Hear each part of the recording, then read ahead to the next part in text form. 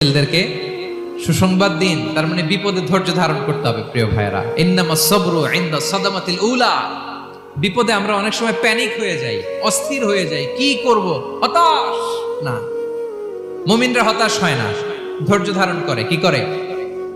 কি করে?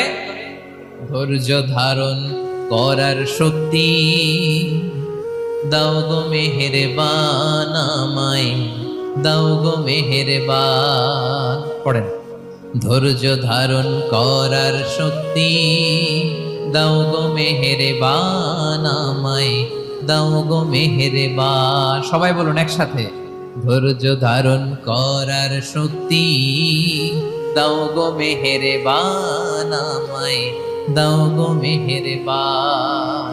বুকের ভেতর ব্যথার নদী বইছে অবিরা, বইছে